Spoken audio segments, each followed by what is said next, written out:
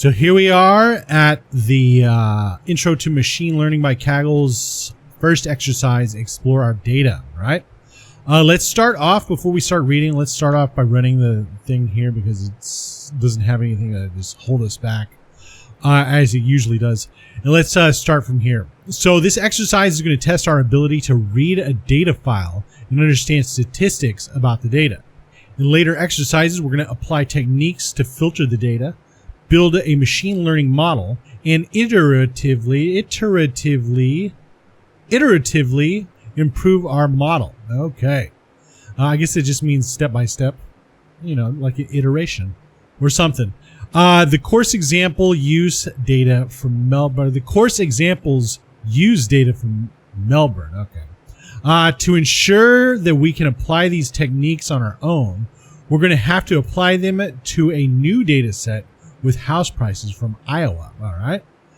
This exercise uses a notebook coding environment. Pardon me. In case we're unfamiliar with the notebooks, here's the 90-second video. We've been using notebooks for a while now. All right. Let's open up. This doesn't have a direct link to the text, so let's open this up here and get the text open like this while we're at it. All right. So we can reference stuff. And let's get to it. So the setup's complete. Let's go to step 1. We're going to read the Iowa data file into a Pandas DataFrame called home data. All right. So we've done this a bunch. Well, we've seen this a bunch. I don't think we've ever actually done it. But if we come over here, we can just grab it while we're at it.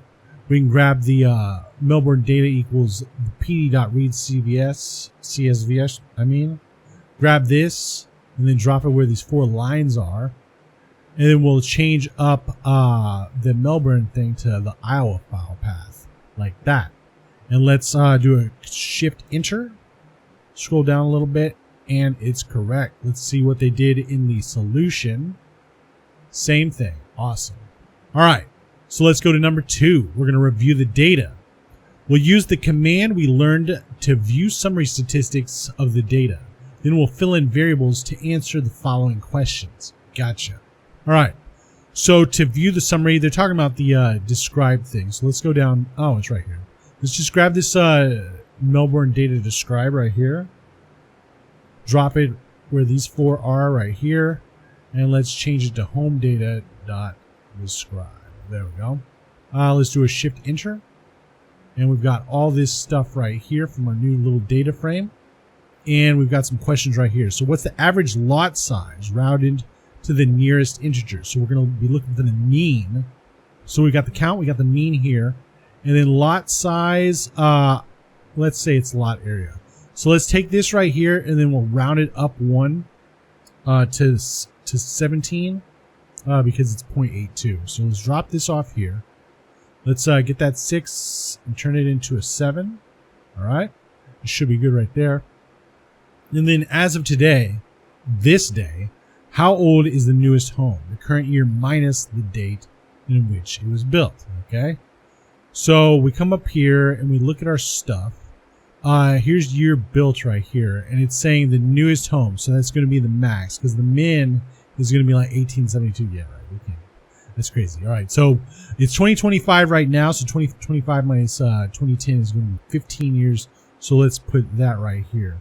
If it's next year, it'll be 16 years. All right. So there's 15 right there. Let's do a shift enter. And it's correct. All right. Let's see if they changed it up any on it for us. And they did not. All right. So there's still some more stuff. Let's look at this thing about our data. So the newest house in our data isn't that new. True. A few potential explanations for this. They haven't built new houses where this data was collected. That could be. And the data was collected a long time ago. Houses built after the data publication wouldn't show up. I believe it. If the reason is explanation 1, does that affect our trust in the model we built with this data? What about if the reason is 2? So if it's 1, I say that it wouldn't really matter because all the houses, I mean, if that's the oldest house, the 2010 one, then whatever. But at the same time, we can't really tell when the data was collected, so you know, whatever. And if it's reason 2, then yeah, we totally can't, because there's going to be completely new houses on the market to skew prices and stuff like that. All right. So how could we dig into the data to see which explanation is more plausible? All right. So if we come up here, this is just what I figured. We see the year built is 2010, and then we can also see year remodel add is also 2010. Well, people do remodeling way more often than they build new houses, right? Of course. Because you only have to build a house once, you can remodel it as many times as you want. So if the remodeling, the last time something was remodeled was in 2010, also, we can pretty much guarantee this is when the data was collected. So it's 15-year-old. What are you going to do with that? 15 years? You know, I mean, you'd be like, if you started in kindergarten, you'd be like a junior in college, right? Or something like that. I don't know. Maybe a freshman. Who cares? All right. So there's that. That's what I think. And, you know, if we go look at this, what this is.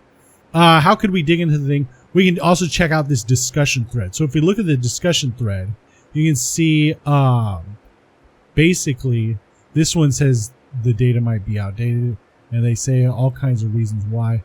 I mean, okay, this will be most likely to historical data time release. So they're basically saying the same thing with a lot more words.